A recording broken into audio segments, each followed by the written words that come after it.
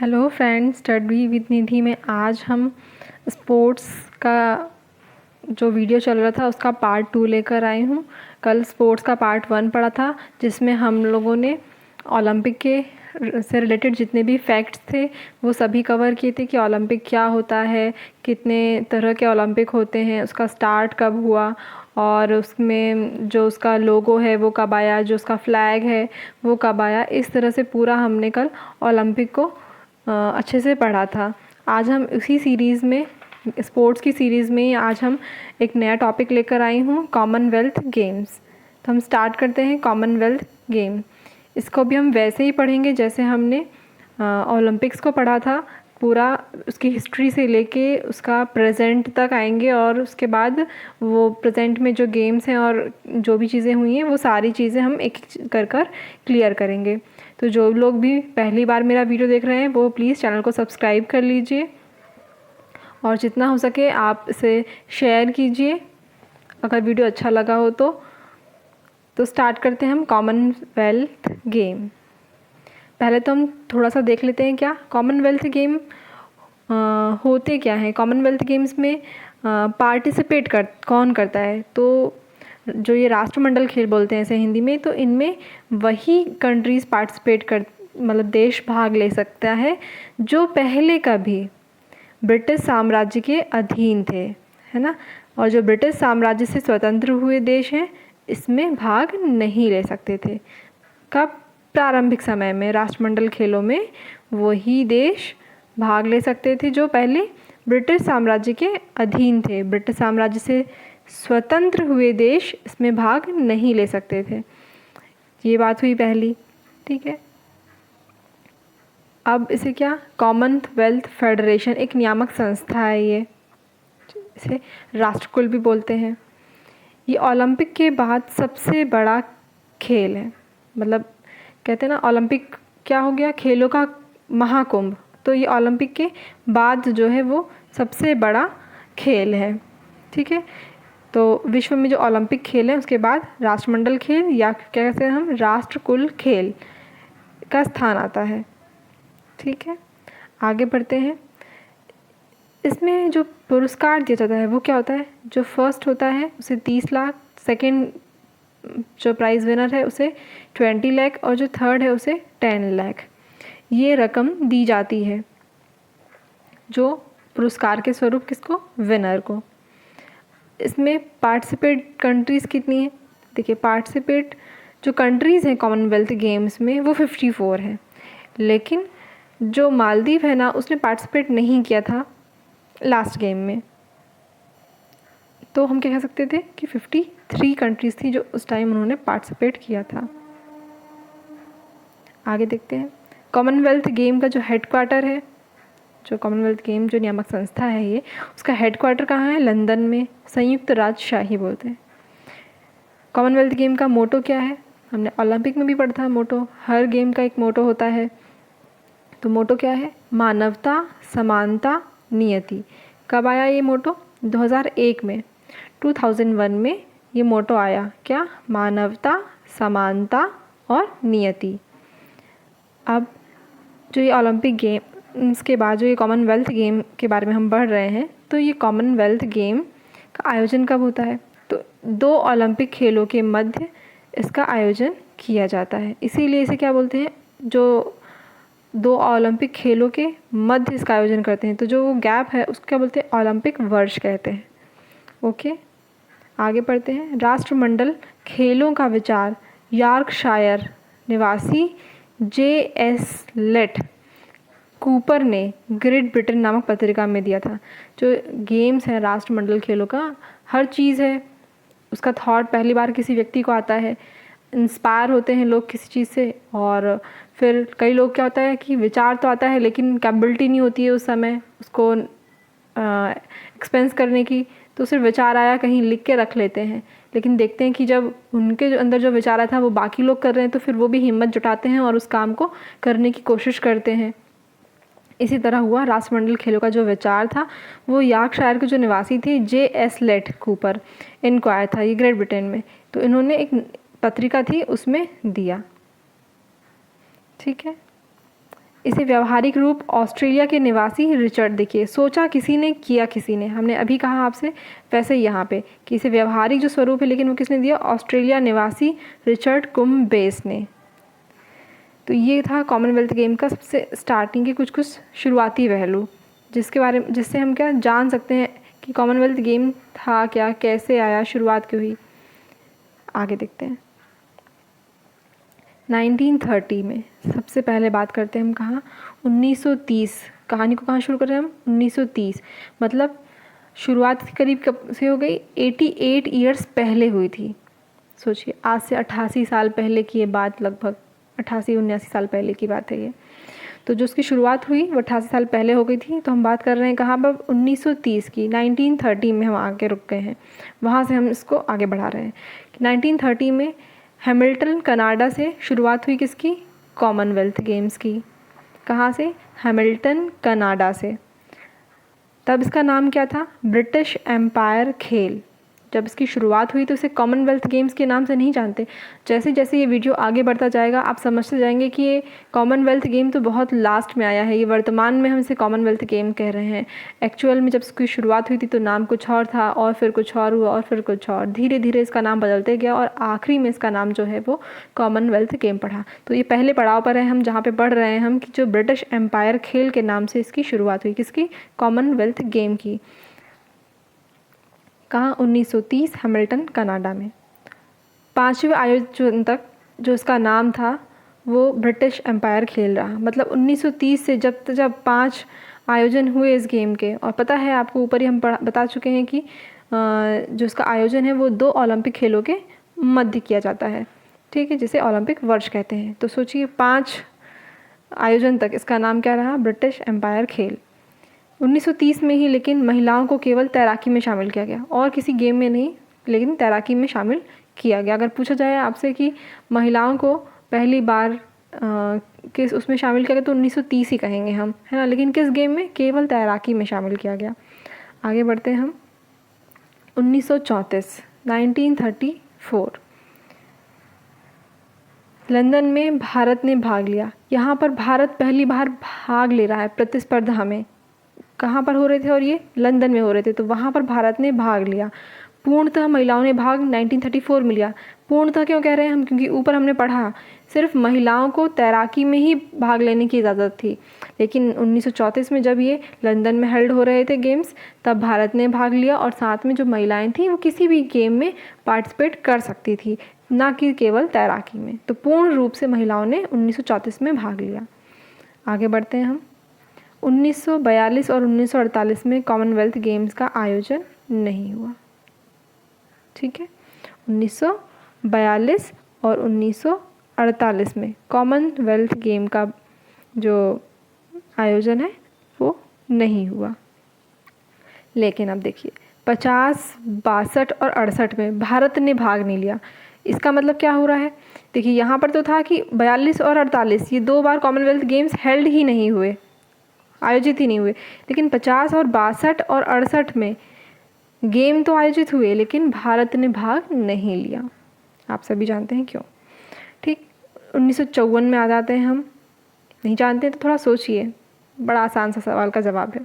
1954 में टीवी पर इसका प्रसारण हुआ पहली बार। हमने ओलंपिक में पढ़ा था ना कि सबसे पहली बार ओलंपिक जो गेम है वो टीवी पर कब प्रसारित हुआ, ऐसे ही यहाँ पर भी हर चीज़ का पहली बार ही कहीं से शुरुआत होती है, हर चीज़ की पहली बार कहीं शुरुआत होती है। जैसे उसकी 1960 में हुई थी, यहाँ पर कब हुई, 1954 में। चीज़ों को लिंक करके पढ़ना सीखिए तो जल्दी याद होगा।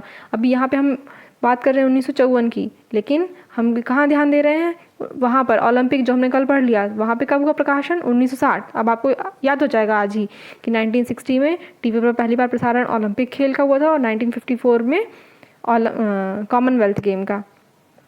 अब देखिए हमने ऊपर पढ़ लिया था कि 5 आयोजन तक रहा, अब ये 5वां आयोजन है। यहाँ पर इसका नाम बदल गया और क्या हो गया, ब्रिटिश एम्पायर एवं कॉमनवेल्थ गेम। ब्रिटिश एम्पायर खेल नाम था, इसमें आगे क्या जोड़ दिया इन्होंने, कॉमनवेल्थ गेम, ब्रिटिश एम्पायर एवं कॉमनवेल्थ गेम। फिर आते हैं हम 58 में, 1958, तब राष्ट्रमंडलीय खेल हो गया इसका नाम। क्या हो गया इसका नाम, राष्ट्रमंडलीय खेल हो गया। फिर आगे बढ़ते हैं हम। 1958 में ही जब इसका नाम चेंज हुआ, ठीक है, पढ़ लिया हमने कि 1930 में इसका नाम ब्रिटिश एम्पायर खेल था, 5वीं आयु में इसका नाम बदल गया, क्या हो गया, ब्रिटिश एम्पायर एवं कॉमनवेल्थ गेम। और 1958 में क्या हुआ, राष्ट्रमंडलीय खेल जो हुआ, तब वहाँ से पहला गोल्ड मिल्खा सिंह लेकर आए हैं 440 गज में। 440 गज में मिल्खा सिंह जो हैं एथलीट, वो गोल्ड लेके आए पहला। तो भारत को पहला गोल्ड मिला, समझ लीजिए, मिल्खा सिंह के द्वारा 1958 में कॉमनवेल्थ गेम्स में। ओलंपिक में बात भूल जाइए, ओलंपिक हम कल पढ़ चुके हैं, वहाँ पर भी मिल्खा सिंह को नहीं मिला था कोई मेडल, पर पार्टिसिपेट किया था उन्होंने। फिर 100 किलोग्राम में लीला राव जो थी, उन्हें कुश्ती में मिला गोल्ड, कितना, 100 किलोग्राम में लीला राव को, ठीक है। कहाँ हुआ था ये, Cardiff Britain, queen's baton relay Buckingham palace में। ओके, आगे बढ़ते हैं। 1962 में British empire and commonwealth games, नाम एक बार फिर चेंज करा, चल रहा है, ठीक है। तो यहाँ पे क्या हुआ, भारत ने चाइना वॉर के कारण इसमें भाग नहीं लिया। मैं पीछे बता चुकी हूँ ये बात आपको शॉर्ट में लिख के कि कब कब भाग नहीं लिया था। 62 में उसने पार्टिसिपेट नहीं किया चाइना वॉर के कारण, ब्रिटिश एम्पायर। फिर 1966 में आ जाते हैं हम, ठीक है।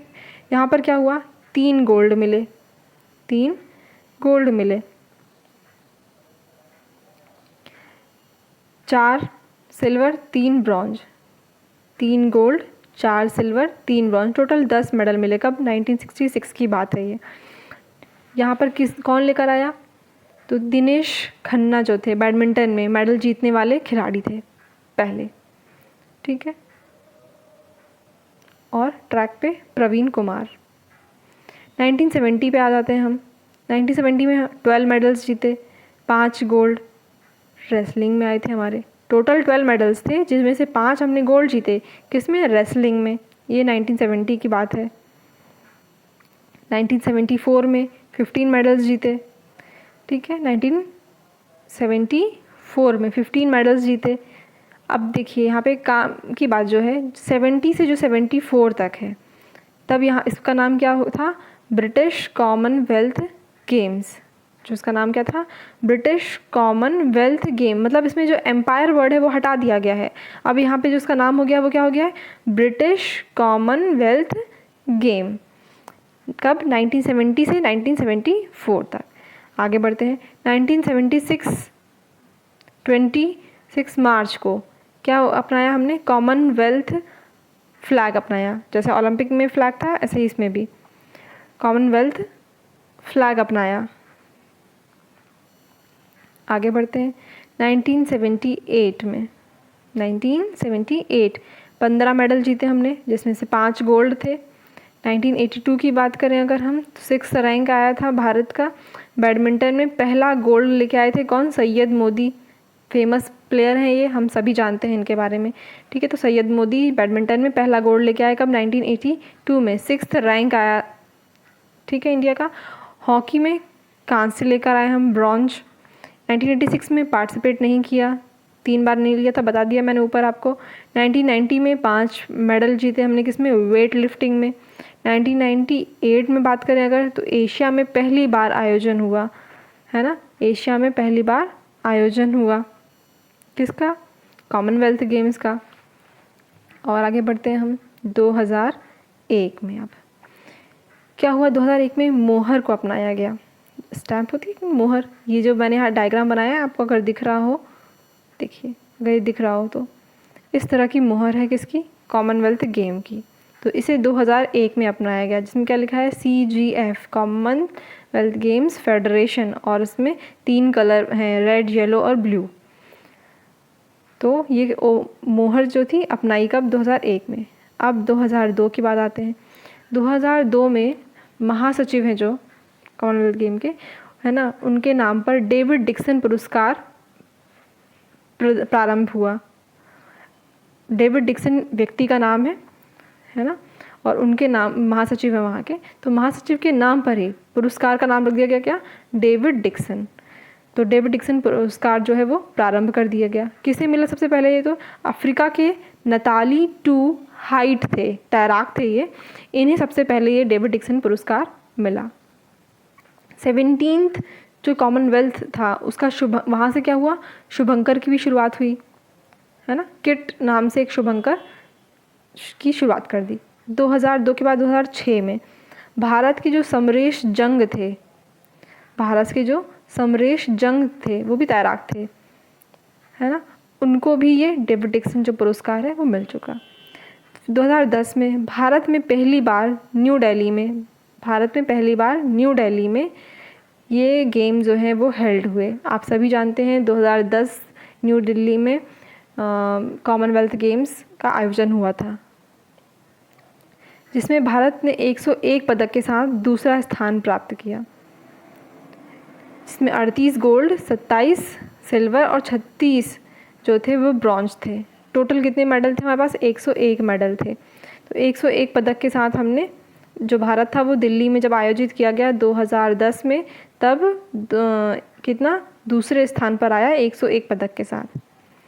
इसके बाद ही 2013 में दिल्ली में हो गया। इसके बाद 2013 में झंडा ग्रहण किया गया, मतलब इसको रीडिज़ाइन किया गया, जो फ्लैग था इसका उसको रीडिज़ाइन किया गया।